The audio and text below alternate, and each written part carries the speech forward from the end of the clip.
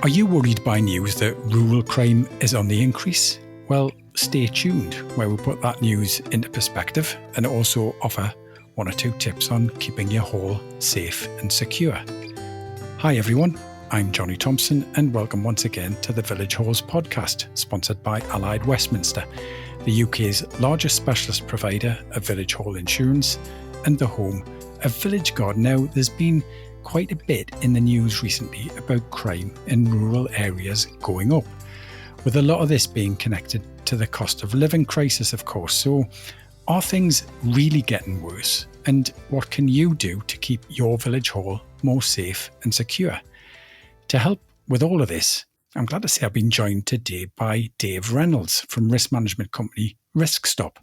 Dave has many years of experience looking at all kinds of buildings and their security and fire hazards. Hi, Dave. Thanks Hello. for coming on the show. How are you? Yeah, I'm good, Johnny. Thanks. Suffering with the heat again at the moment, to be fair. Yeah. It's lasting longer than we're all expecting, I think. Yeah, I'm actually surrounded by fields. I'm in the sort of middle of Lincolnshire at the moment. Yeah, and I think as well we should mention now, just in case it does happen, if there's a strange whimpering noise in the background, it's not because Dave's keeping anybody prisoner there or anything. There's a dog there, isn't there, suffering from the heat as well, who's not particularly comfortable today either. No, as I said, I'm dog sitting or wolf sitting, I should say. It's a big white Alsatian. Fantastic, brilliant. Okay, before we get on to rural crime and village hall security, tell me a little bit about what you do, Dave, for a living and why you do it as well. So my job title is Head of Risk Engineering and Surveys. And as you pointed out, I work for RiskSTOP, who are the largest insurance-related risk management company in the UK. Yeah. So sort of my role is looking after a group of risk surveyors. Also, I suppose the term is still get my hands dirty. Yeah. I go out and do a fair few surveys up and down the country, and sometimes out of the country. And come on, I know it's not always easy for you to talk specifically about the places that you go out and survey because of confidentiality and all that, but at least give me some clues about the more interesting places you've visited in connection with your work, and also the variety. Okay, well, I've looked at everything from historic buildings, large Premier League football stadia, abattoirs, animal rendering plants, all the nice places we all want to go and visit. Timber merchants. I'm actually going to see a sawmill on Thursday. Plastics, metal. Fantastic. Racing circuits, horse racing circuits. Anything you can think of. And a few village halls as well, presumably. Large homes, village halls. So, I mean. Okay, so rural crime. As I said at the outset, there's been a fair bit of news recently about rising rural crime. But it's maybe worth putting this into perspective, yeah? Yeah, I suppose sort of rising, I mean, sort of since when? I mean, don't forget we've just come out of COVID and people, I suppose the term is, weren't allowed to go out. So I would imagine that when we compare rural crime now to 2-3 years ago, it has increased. Yeah. But if you think about rural crime compared to urban crime, it probably accounts for a very small amount of overall crime. Yet we mustn't forget the effect that any type of crime has on the individuals that suffer for it. Yeah, absolutely. And with village halls as well, of course, it's not just the people that run and own the building, but it's the entire community as well, which depends on that facility. So the impact, although rare, as you say, and I think it's important that we mention that it still remains quite rare. And some of these stories about increasing crime are a little bit naughty, I think, at times, and are just set to try and make people a little bit scared unnecessarily. But yeah, you're right. It has to be recognised that these things can happen and can have a severe impact on local communities. So yeah, they're sort of often the sort of proper hub of the community. I like when you said people weren't allowed to go out as well, because it just made me think, and that included robbers and burglars and so on as well. And of course, that's genuinely why a lot of the crime figures fell at that time. So, I think it's a case of comparing the figures like for like, before COVID, really, and whether things have really gone up, I'm not entirely sure. But anyway, the main thing, I guess, is to help village halls understand how they can make sure that the security is up to scratch, and how to approach all of that. So from your position, Dave, what's the first step, that anyone should take when it comes to security? Well, I think probably the first thing is to think like a burglar. How do we do that? Well, look at the building, look at the doors, look at the windows. Yeah. Think about what's held inside the hall, and sort of think about whether the security that's in place is strong enough to keep, all but the most determined person out. The sort of issue you have with security is that you have to weigh up the security against the gain that's within inside the building. Yeah. So, for instance, you're never going to turn a village hall into Fort Knox, but if you don't have maybe key locks on your windows, key locks on your doors, you can make it fairly easy for somebody to get in quite quickly and quite easily without making too much noise. Yeah. So what you're saying is no one's going to plan a major heist of a village hall. No, I mean, at the same more time, often than not, more often than not, it will be like an opportunist. Yeah. I remember doing a course when I first started. It was a police course. Yeah. And they talked about, deflection, deterrent, and disappointment. And I suppose the sort of the two either side, deflection and disappointment, try to get the village hall looking more secure than the one in the next village. Because if somebody drives past and they see two, they're going to look for the easier target.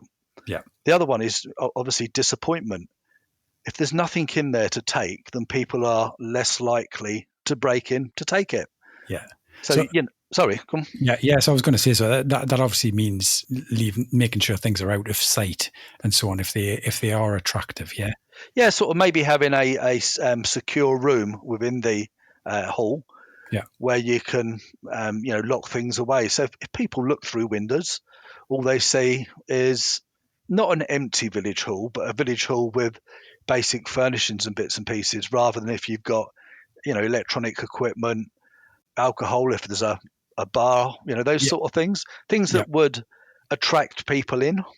And then just look at the strength of the doors, look at the strength of the windows, and look for any weak spots, any points of entry where somebody might be able to get in. And I suppose the biggie is, if you've got security measures in place, make sure you use them every time. Yes, of course. And the other thing, I suppose, with that is, it's interesting you said think like a burglar. Anyone could be a thief as well, potentially, couldn't it? And it's not just a case of when the place is shut up at night. We all know village halls are open, places for people to come and visit and participate in activities. You've got to be careful during the day, haven't you? Perhaps even more so when things could be even more vulnerable, and that's the time. Definitely make sure things are out of sight and out of mind. Yeah, 100%. It's a bit like a church, isn't it? Churches don't necessarily lock their doors because they want to encourage people in. Mm-hmm. But again, it's just being mindful about sort of not having the crown jewels on view at all times, because obviously that then shows people that potentially, there is something of attraction in, and something that's worth maybe breaking in for. And you're right, burglars don't walk around in black and white stripy tops. It could be absolutely anybody. Isn't it a shame that they don't anyway? It would be so much easier, wouldn't it? Yeah, it would be. Dressed like Dick Turpin or something. Stand and deliver. Yeah.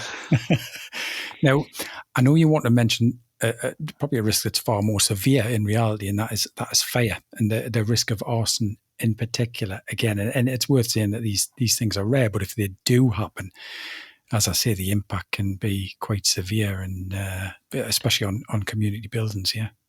100%. Arson still remains the largest cause of fire in the UK. Right. So sort of thinking about things like where you locate your bins and not having bins that are overflowing with rubbish.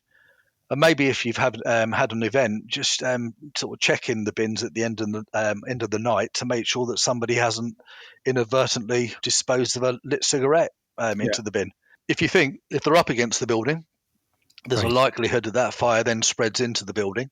If they're away from the building, the bins burn out and that's the end of it. But also sort of consider that if you can move them away from the building, think about chaining them to something, because obviously it doesn't take too much effort to push a wheelie bin back to the side of the building and set light to it.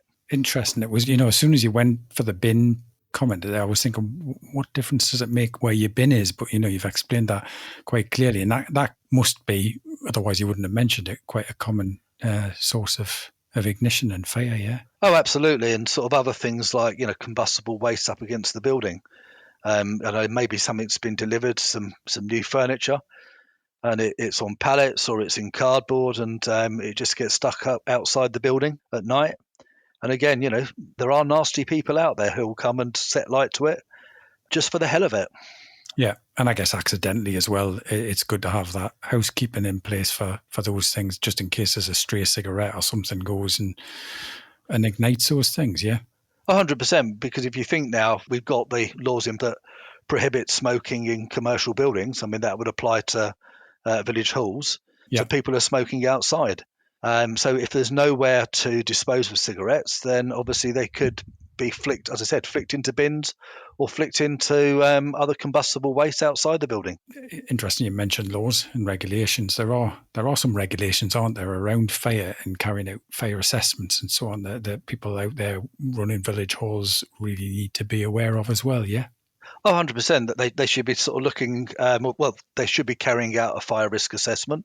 Yeah. They should be thinking about things like, can people get out of the building easily? So going back to security, I mean, what you'll quite often see is that people will chain fire exit doors up.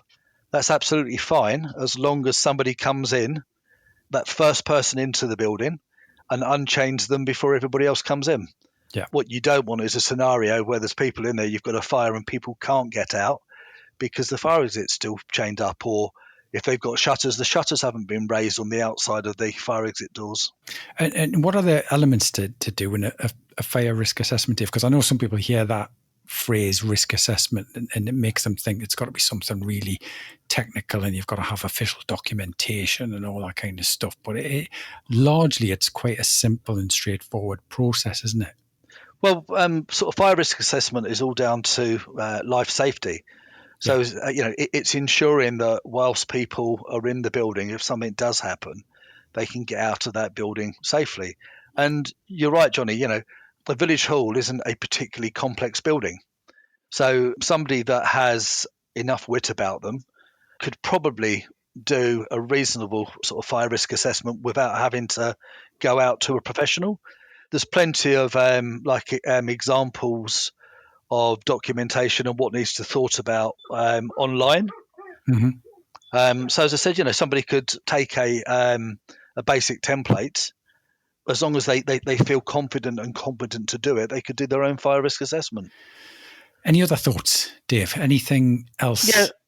So just another couple of bits, staying with the fire side. Mm-hmm. Obviously, electrical fires are very prevalent. I mean, that's probably the sort of second highest cause of fire. So again, making sure that the fixed wiring is inspected on a regular basis. Yeah. And also sort of looking for silly things. So making sure you haven't got combustibles up against or below your electrical panels. Similarly, not up against boilers.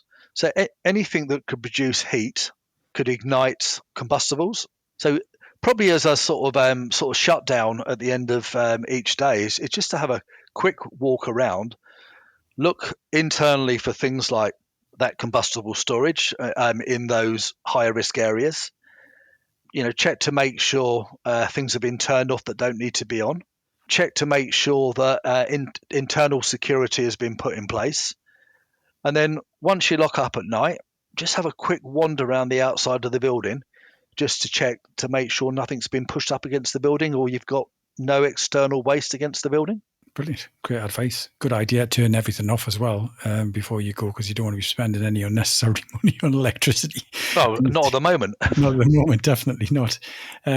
Insurance, I suppose, is important as well, should the worst thing happen. Oh, absolutely. People should be talking to, their broker to make sure they've got the sort of relevant coverage.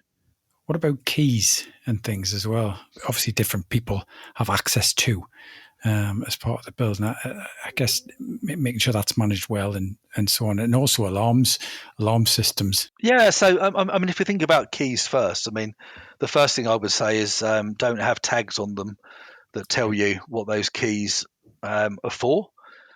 So don't have something that says Old Leek Village Hall, because if you lose them, somebody potentially has the keys and knows exactly what they're for. Yeah, keys to safe. Oh, absolutely. Yes. Yeah. And interestingly, you mentioned intruder alarms. Intruder alarms won't stop people getting in, but what they'll do is they will pick up that somebody is within a building.